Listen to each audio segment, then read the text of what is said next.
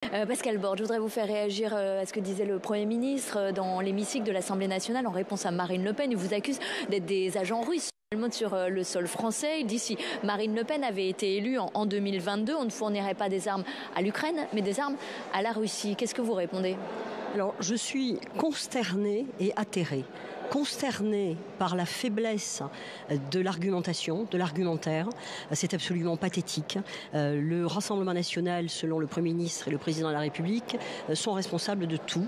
Alors, j'ai un scoop pour vous. C'est le Rassemblement national qui a assassiné Henri IV il y a plusieurs siècles. Voilà, puisque nous en sommes là, c'est totalement absurde et grotesque. Et écœuré, pourquoi ? Parce qu'il y a quand même, il ne faut pas oublier, deux peuples qui souffrent actuellement depuis 2 ans. Le peuple ukrainien et le peuple russe. Je ne dis pas les dirigeants russes et ukrainiens, je dis le peuple qui souffre.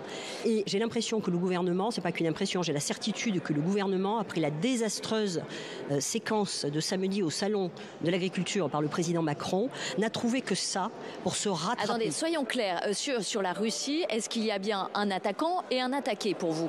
Alors, il y a bien un et un attaqué, mais le problème n'est pas là. Le problème n'est pas là. C'est que le président Macron et le président Macron et Gabriel Attal nous entraînent par ces déclarations, à la fois du président Macron qui l'a pris tout seul et de Gabriel Attal, vers une guerre. Ce sont deux va-t-en-guerre. C'est irresponsable et c'est écœurant de se servir de la souffrance de deux peuples pour bien satisfaire un ego surdimensionné concernant Emmanuel Macron et Gabriel Attal. Emmanuel Macron dit qu'il faut absolument battre la Russie. Est-ce que vous êtes d'accord avec ça ? Il est seul à dire ça.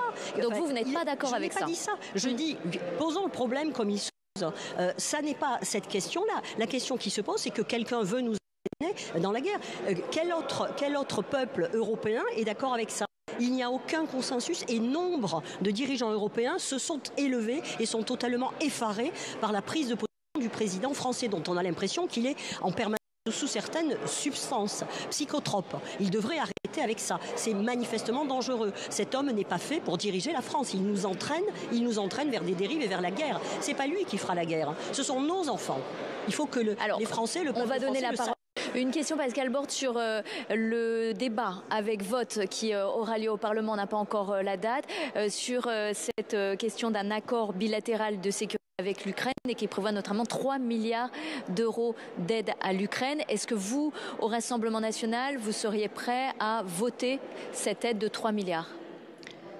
Alors, je ne sais pas si la France a les moyens de payer 3 milliards d'aides à qui que ce soit. Je ne sais pas. Au regard de l'état catastrophique de nos finances, je ne sais pas. Dans le même temps, il ne vous aura pas échappé que Bruno Le Maire a annoncé des économies drastiques, notamment concernant l'agriculture et notamment concernant la justice. Le budget de la justice va être très grandement amputé. Voilà. Donc, on ne peut pas faire en même temps, en promettant 3 milliards, c'est-à-dire ce n'est quand même pas rien, et de notre côté, dire aux Français, il va falloir, entre guillemets, serrer la vis plus que d'habitude. Ça n'est pas possible.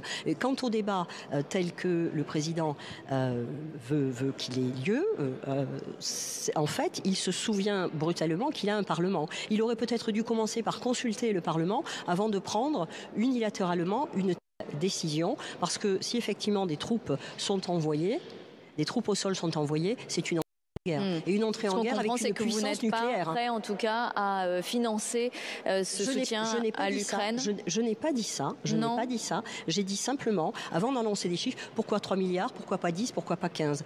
Faisons l'état de nos finances. Moi, ce qui m'inquiète, c'est quand Bruno Le Maire, je vous dis, dans le même temps, dans la même concordance de temps, dit aux Français, il nous faut, alors je suis fâchée avec les chiffres, et je pense qu'il a dit, il nous faut 10 milliards d'économies. 10 milliards d'économies, par 12 milliards. C'est pas une paille.